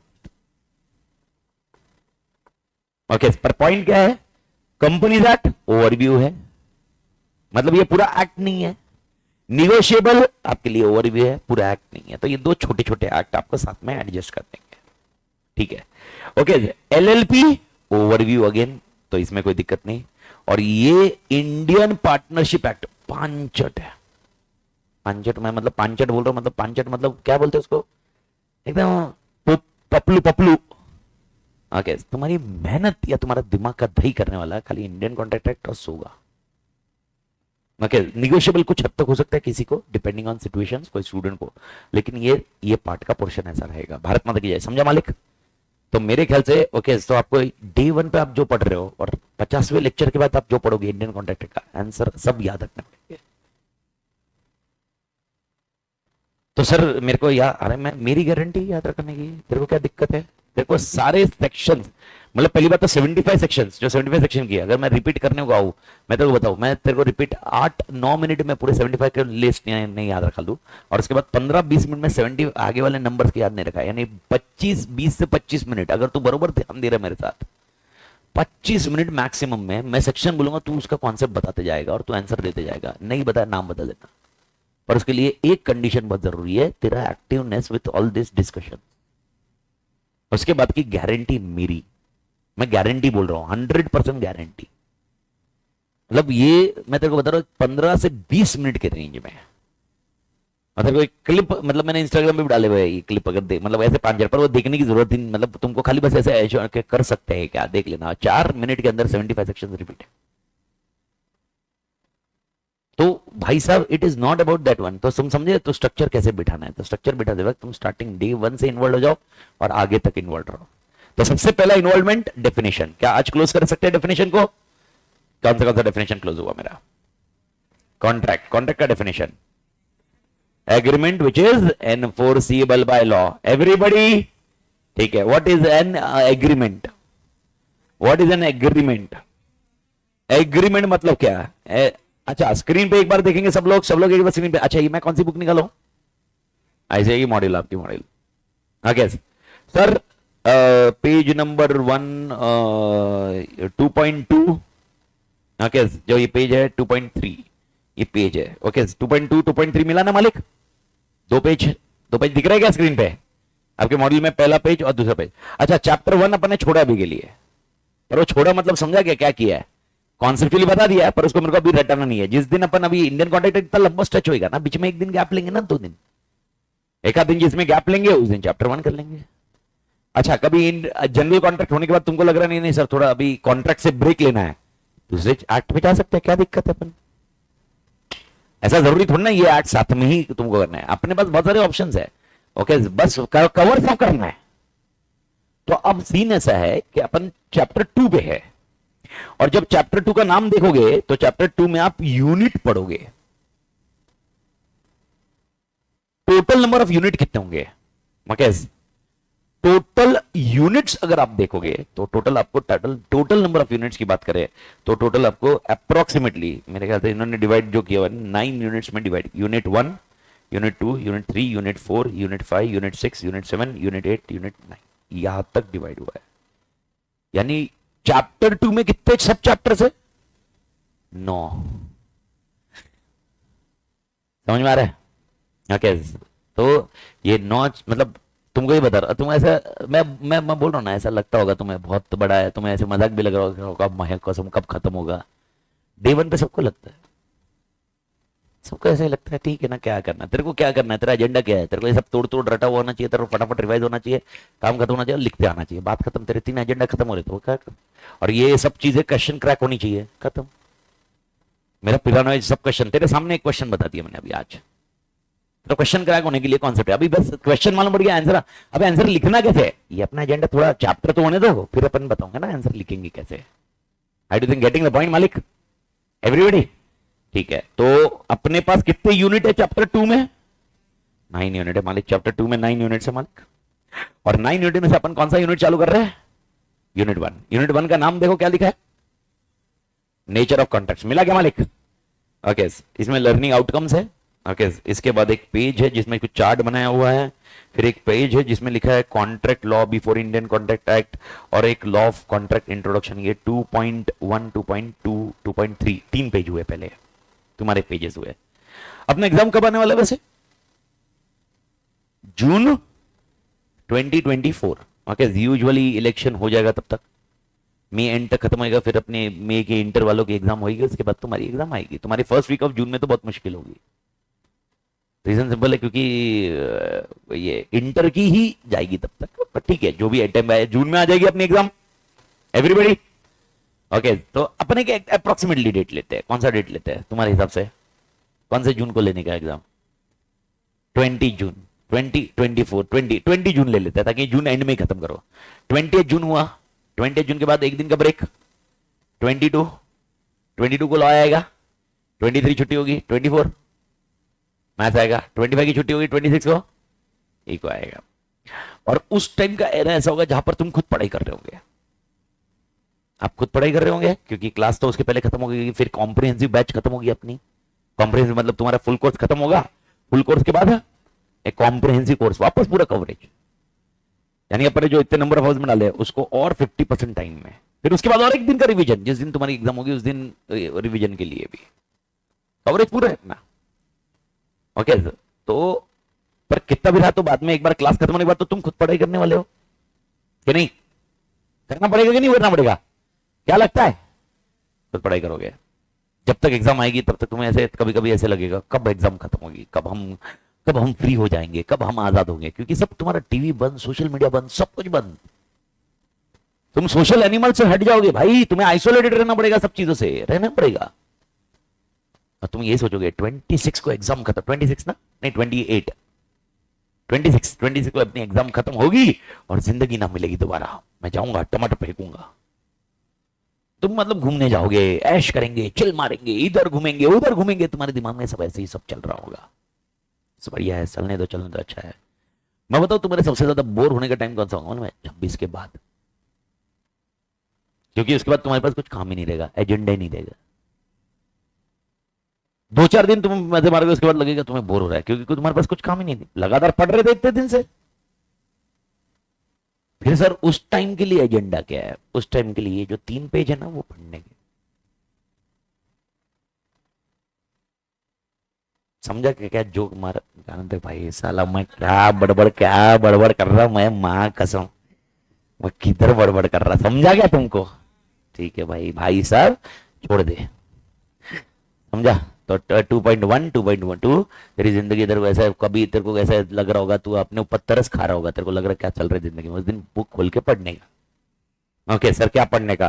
पहले क्या होता था, फिर कैसे हुआ, फिर क्या हुआ, फिर कौन आया, फिर ईस्ट इंडिया कंपनी आई, ओके, फिर कैसे हुआ, फिर ये अच्छा मेरे को याद करके बताओ, मैंने तो ये चीज बताई आपको, ये एक्ट अभी भी वैलिड या इनवैलिड? पर ये आया अभी डेमोक्रेसी में या उसके पहले? तो किसने बोला ये वैलिड है? ब्रिटिश ने बोला, कॉन्स्टिट्यूशन, याद है ना? ये तो भूलना मत भाई, पुराने एक्ट वैलिड है कि किसने बोला? कॉन्स्टिट्यूशन। ठीक, वही लिखे कहीं के, फिर है टाइम पास करना है तेरे को। जिस दिन तू बहुत बोर होगा, जिंदगी बोर हो जाएगी, तेरे को ऐसा नसीब में कुछ क्या फोटो कुछ कैसा कुछ भी मिला, पढ़ते बैठना, समझा? सीधा कौन से पेज से चालू करने का? 2.4। तो पहला डेफिनेशन, पहली लाइन देख, the term agree contract is defined under section 2H। मैं वापस बोल रहा हूं 2H, आगे वाला छोड़ दे, ये लास्ट में रटाऊंगा मैं चैप्टर यूनिट 1 में, सुन मेरी बात, यूनिट 1 में मैं सेक्शन नंबर पे ज्यादा एम्फसाइज नहीं करूंगा, यूनिट 2 से सेक्शन नंबर तोड़ रटने में याद करूंगा। और जैसे यूनिट 6 खत्म हुआ, तेरा यूनिट 1 का भी सेक्शन से लेकर यूनिट 6 तक सेक्शन आग बंद करके रटा दूंगा, मेरी गारंटी। पर कंडीशन यही कि तू मेरे हिसाब से चल रहा है, कंडीशन वही है कि भाई अपने हिसाब से अपने फॉर्मेट में चल रहा है मालिक। तो पहला पॉइंट, ओके मेरे को बता, what is a term contract is defined, what is a term contract is defined, मेरे को बता। पहला हाईलाइटिंग वर्ड क्या तेरा रहेगा? It is an agreement which is enforceable by law. Everybody clear? कोई भी एग्रीमेंट जो एनफोर्सिबल बाय लॉ है उसको हम एग्रीमेंट। तो 2H अगर तेरे को याद रखना है तो रख सकता है, लेकिन मेरे को उसको रिपीट नहीं करना है। तो सेक्शन 2, उसके 2H का इंटरप्रिटेशन क्या है बेटा? 2 मतलब सेक्शन और H मतलब क्लॉज। H मतलब सब सेक्शन नहीं, H मतलब definition, interpretation sections. Okay, is the point clear? ठीक है, तो आगे वाली लाइन अगर थोड़ा सा आगे बढ़ते हैं, the contract consist of two essential elements. कौन से टू एसेंशियल एलिमेंट्स है? Agreement and enforceability by law. Everybody clear? अच्छा, अपने नोट्स जब मैं बोलूंगा उसी टाइम पे बनाने चालू करने रहेंगे, तब तक आप इसी पे रहोगे। ओके, और एक एडिशनल काम, छोटा सा काम अपने को करना है, एक स्टिक नोट्स का काम। स्टिक नोट्स या कुछ अगर आप लिख सकते हो, आपकी राइटिंग अच्छी है तो इसके बाजू में अपने को चाहिए जब अपने को लिखाना होगा। ठीक है, एग्रीमेंट पढ़ खत्म कर, मेरे को बता एग्रीमेंट का डेफिनेशन खत्म कर। स्क्रीन पे लिखा है और क्या एकदम आराम से आना चाहिए। What is N term agreement means? Definition का सेक्शन नंबर 2E। ओके, क्या है? Every promise and every set of promises, मतलब एवरी, मैं गाड़ी बेचूंगा, एंड एवरी सेट ऑफ, गाड़ी खरीदूंगा कितने में? 5 लाख। ओके, ये दोनों 50 लाख जो भी है, ये दोनों मिलके क्या एक दूसरे के लिए कंसिडरेशन हो रहे हैं? Forming consideration for each other. तो मालिक, एग्रीमेंट का डेफिनेशन याद रहेगा मालिक? यस और नो? बस बढ़िया। ओके, तो एग्रीमेंट भी खत्म कर दिया अपन। तो पहला डेफिनेशन कौन सा गया? कॉन्ट्रैक्ट। दूसरा डेफिनेशन एग्रीमेंट। अब तीसरे डेफिनेशन में जा रहे हैं, वो है प्रॉमिस। जो अपन खत्म कर चुके हैं उसी को मैं क्लोज कर रहा हूं। और मेरे ख्याल से अभी आपको आज का मेथड समझा। अभी अपन सेम मेथड यूज करेंगे। अपन पहले डिस्कस करेंगे, क्लोज करेंगे, उसके बाद मॉड्यूल में जाएंगे और एक पर्टिकुलर कंटेंट जितना मेरे को चाहिए उतना हुआ, उसके बाद अपन नोट्स में जाएंगे और कुछ चार्ट फॉर्मेट में मेरे को जैसा चाहिए वैसा स्ट्रक्चर बिठाऊंगा रिवीजन के लिए, और फिर question bank and other element solve करते जाएंगे। भारत माता की जय। जय पा मालिक। एवरीबॉडी, तो क्वेश्चन बैंक जब लिखेंगे तब अपन आंसर लिखेंगे बकायदा अपने अपने पॉइंट से, और फिर आपको आंसर ड्राफ्ट कैसे करना है उस पर अपन मेथड करेंगे। तो आंसर ड्राफ्ट कौन सा समझ गया? अभी आंसर तो ड्राफ्ट करना आना पड़ेगा ना। आंसर ड्राफ्ट में अभी हेडेक मत करिए, अभी पहले डेटा लीजिए, डेटा दिमाग में डालिए, इंफॉर्मेशन डालिए दिमाग में, थोड़ा बढ़ने दीजिए, उसके बाद फिर बहुत सारा पॉइंट हो जाए, फिर आंसर ड्राफ्ट करेंगे। थोड़ा सा यूनिट 1 का पॉइंट थोड़ा सा बढ़ जाए, उसके बाद आंसर ड्राफ्टिंग में जाएंगे। भारत माता की जय। पक्का समझा मालिक? ठीक है, अगला point. Okay, definition of agreement तो हो गया। उसके अंदर एग्रीमेंट के अंदर एक शब्द आया था, कौन सा वाला बेटा? प्रॉमिस। प्रॉमिस का definition number 2B। Okay, 2B यानी कौन से हुए मेरे को बता? एक हुआ 2H, एक हुआ 2E और एक हुआ 2B। 2H क्या था? कॉन्ट्रैक्ट। 2E क्या था? Okay, agreement. और 2B क्या है? पर प्रॉमिस। ओके, अगर देखोगे सब नंबर उल्टे, BCD पहले आएगा ना रे, लेकिन वो उस कंटेक्स्ट में। ठीक है, प्रॉमिस पढ़। प्रॉमिस क्या है? व्हेन, आराम से, घाई नहीं, टुकड़े। तू नोट किया मेरे से? टुकड़े पढ़ रहे अपन।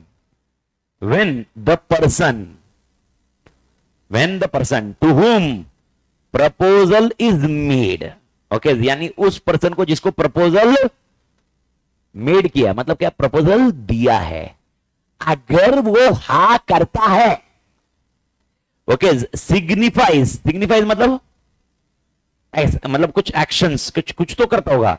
His assent signifies his assent। assent मतलब हाँ, assent की स्पेलिंग ASSENT। assent मतलब क्या होता है? हाँ। डिसअसेंट ना, अगर उसने ना किया तो प्रॉमिस है ही नहीं। अगर डिसअसेंट है तो प्रॉमिस है ही नहीं मालिक। इज दैट पॉइंट क्लियर मालिक?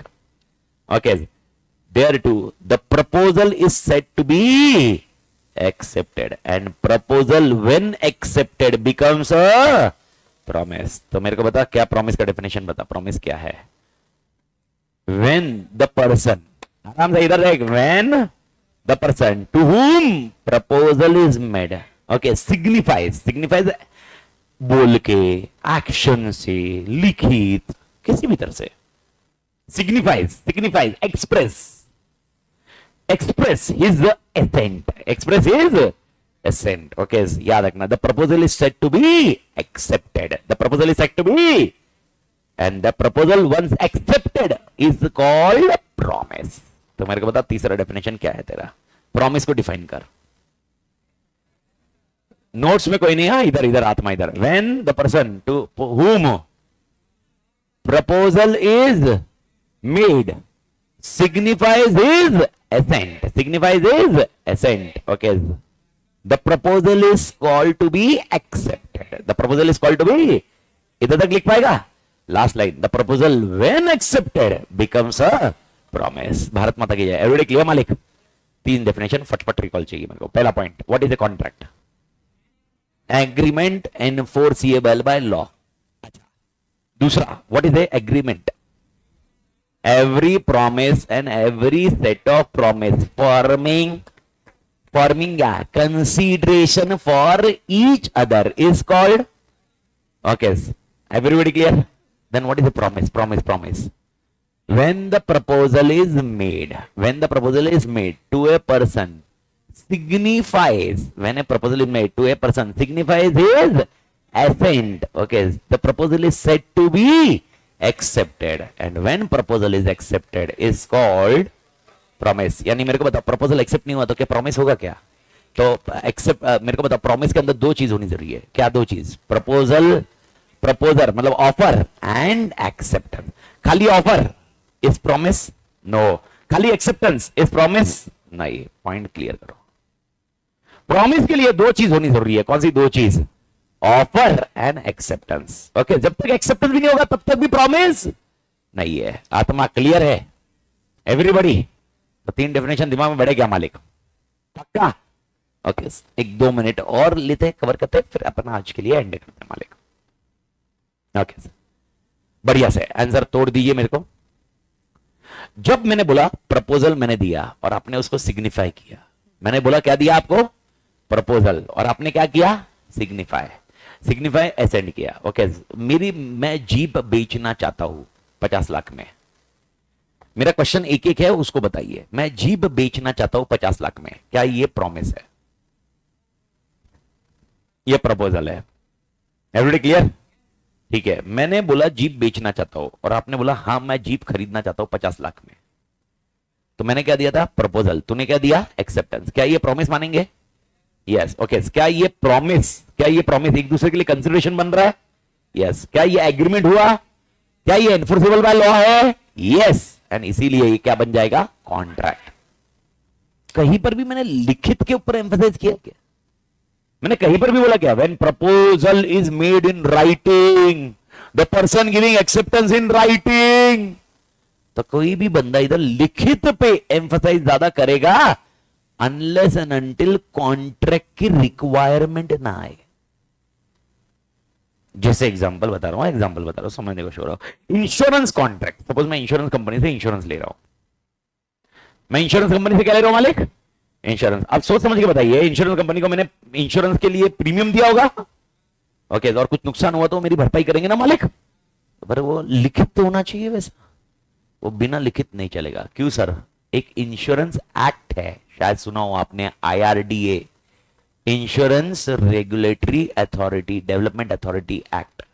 इस एक्ट में लिखा हुआ है कि insurance agreement should be always in return. बात खत्म। तो तेरी और मेरी कुछ नहीं चलेगी, ये राइटिंग में होना चाहिए। पर इंडियन कॉन्ट्रैक्ट एक्ट इसको लिखित में बोलता कंपलसरी नहीं है। इंडियन कॉन्ट्रैक्ट बोलता है जैसा चाहिए वैसा करो। भारत माता की जय। आत्मा क्लियर है? करे आवाज नहीं आ रहे? पक्का? तो मेरे ख्याल से इधर तक क्लैरिटी है। ओके, फिर आपको ये दिया। तो in short what is an agreement? Agreement का मतलब क्या क्या है इन्होंने दिया? ऑफर है, ऑफर मतलब प्रपोजल सेम है। फिर क्या है? एक्सेप्टेंस। फिर क्या है? कंसिडरेशन। ओके, ये तो पॉइंट क्लियर है मालिक? ठीक है। ओके, कुछ points, the following points emerge from the about definition, जो मैंने आपको समझा दिया है। When person to proposal is made signifies his assent on which proposal is made to him, the proposal is become accepted, the accepted proposal become a promise। अगर आप ये देखोगे तो ये सारा पोर्शन आपका क्या है? डेफिनेशन। वापस उन्होंने रिपीट किया रे, जैसे मैं तेरे को रिपीट कर रहा हूं, टुकड़े कर रहा हूं ना, वैसे उन्होंने एक्सप्लेनेशन है। तो तेरे को हर जगह मॉड्यूल में ऐसे एक्सप्लेनेशन मिलते जाएगा। ओके, अपने पास दो ऑप्शन रहते हैं, या तो इसको रटने का, ओके, या तो इसको रटने का। अच्छा, एक मैं जब रटने का बोल रहा हूं, रटने का, तो ऐसा मिट्टू पे पड़ जैसा रटने नहीं बोल रहा हूं। अगर आप नोट करो, अभी आज हुआ लेक्चर, आप देखो, मैं ऐसे ब्लाइंडली नहीं, ऐसा एग्रीमेंट है, पढ़ लो खत्म, ऐसा रट लो, ऐसा बोल नहीं रहा हूं मैं। मैं कॉन्सेप्ट बता रहा हूँ, उसके पीछे बैकग्राउंड बताएंगे, अपन लॉजिक डिस्कस करेंगे, सब कुछ करेंगे, लेकिन ये होने के बाद लिखना तो है ही ना रे। अब मेरा क्वेश्चन है, लिखना कैसे है? देख के लिखना है या बंद बुक में लिखना है, मतलब बिना बुक के लिखना है? अपनी एग्जाम कैसी है, ओपन बुक या बिना बुक? अच्छा मैं आपको बता रहा हूँ, आप शायद हंस रहे होंगे, लेकिन आपको मालूम है ना ओपन बुक एग्जाम्स होती है। सीए फाइनल में अपनी है, आपके सीए फाइनल में 6 पेपर में से एक पेपर ओपन बुक एग्जाम्स है, जिसमें इंस्टीट्यूट बुक देती है, आप वो लेके जाइए, उसमें से आंसर ढूंढ के निकाल के लिखना है। 6 पेपर में से एक बुक ओपन बुक होती है, पर वो इतना आसान नहीं है। पर मैं आपको बता रहा हूं, अपनी ओपन बुक है अभी तक, at least inter level final level के बाकी भी पेपर अभी तक सब क्लोज बुक है। क्लोज बुक मतलब बुक नहीं ले जाना है। तो मेरे को बता फिर कैसे याद रखोगे? तो तुम्हारे पास ऑप्शन ही नहीं है, अपने को रटना है। तो मैं रटने का कंटेक्ट समझा आप? तो रटना अपने को इसके लिए है क्योंकि लिखना तो पेपर है ही भाई। बस समझ के रटने का फायदा क्या है? वर्स्ट केस भूल गए तो अपन क्या करते हैं अपनी लाइफ में? फेकोलॉजी करते कि नहीं करते? अपन ऐसे लोग हैं जो फेंकते हैं, क्योंकि बचपन की हैबिट है। पापा मम्मी ने क्या बोला? पेपर ब्लैंक में छोड़ना बेटा, बोला था कि नहीं था? जो आए वो लिखना, नहीं आए तो भी लिखना। अब नहीं आए तो कुछ तो लिखना होगा, तो फेकोलॉजी करेगा ना। तो अब मेरे को बता, कॉन्सेप्ट समझाओगे तो फेकोलॉजी कैसी होगी? रिलेवेंट या इररिलेवेंट? बस आपकी जो फेकोलॉजी को रिलेवेंट बना रहे अपन। वर्स्ट केस अगर तुझे कुछ फेकोलॉजी करनी भी पड़ी तो भी रिलेवेंट दिमाग में रहेगा ना तेरे। भारत माता की जय। झेप आ गया मालिक। एंड लास्ट लाइन क्लोज कर दीजिए, एनफोर्सिबिलिटी लॉ। ये वाला तो अपन पढ़ चुके हैं। What is meaning of enforceability by law? An agreement to become a contract must give rise to legal obligation which means duly enforceable by। तो क्वेश्चन आता है सर लीगल ऑब्लिगेशन कैसे क्रिएट होगा? Depends on agreement. अब जैसे पापा और बेटे का कॉन्ट्रैक्ट सोशल है, पर कैसे मालूम पड़ा? लीगल नहीं है। ठीक है, तो हस्बैंड एंड वाइफ का कॉन्ट्रैक्ट लीगल नहीं है, सोशल है, लेकिन कोर्ट ने बोला ऐसा करने का, लीगल है। समझ में आया? अगर आप पापा और बेटे में कॉन्ट्रैक्ट रिटर्न है, एनफोर्सेबल बाय लॉ है। तो इसका मतलब ये मत दिमाग में डालना कि रिटर्न होना ही चाहिए, लेकिन मैं आपको समझा रहा हूं, इस लॉजिक को बैठा रहा हूं कि किधर क्या कॉन्टेक्स्ट है, सोशल है, रिटर्न है। भारत माता की जय। एवरीडे क्लियर मालिक? बर्थडे पार्टी में बुलाना, पार्टी में बुलाना, सोशल एग्रीमेंट, लेकिन उसका कॉन्ट्री करना लीगल। कॉन्ट्री करना मतलब पैसे तो देने वाले, लीगली हम लोग आपको बाइंड कर रहे थे ना रे कि तू उतने पैसे देगा। भारत माता की जय। Everyday clear? ठीक है, तो आपका काम इतना होगा। ओके, ये वाले पॉइंट पे एग्जांपल पढ़ने अभी पढ़ो, नहीं तो कल डिस्कस करूंगा। ये डिफरेंस बिटवीन को आपने क्लोज करना है, कल पढ़ के आना है, मैं इसके कुछ सवाल पूछूंगा। डिफरेंस बिटवीन किसमें दिख रहा है आपको? दो चीज में। कौन से दो चीज में? Agreement and contract. Is that point clear? तो एग्रीमेंट और कॉन्ट्रैक्ट इसमें डिफरेंस बिटवीन दिखेगा। ठीक है, मैं वापस 3 चीजें एकदम क्लियर बता दूं। सबसे पहले अपने को मॉड्यूल को बेस बनाना है, बात खत्म, चुपचाप मॉड्यूल को बेस बनाना है। हैंड रिटन नोट्स मैं लिखाऊंगा, कुछ नोट्स मेरे को जो लिखाने हैं, चार्ट्स बनाने हैं, ये सिर्फ समराइज के रिवीजन के लिए। जैसे ही खत्म होता है चैप्टर, उसके बाद अभी मेरे को बता, यूनिट 2 यूनिट 3 चालू करेंगे, यूनिट 4 चालू करेंगे, तब क्या यूनिट 1 भूल जाने का क्या? तो यूनिट को रिकॉल करने का कैसा तरीका होगा, उसका एक समराइज चैप्टर होगा। तो मेरा एक पार्ट होगा कि एक सपोज यूनिट 1 के 4 पार्ट है, तो उसमें से एक पार्ट में चार्ट बनाऊंगा अभी, फिर बाद में दूसरा पार्ट बनाऊंगा, तीसरा पार्ट बनाऊंगा यूनिट 1 का।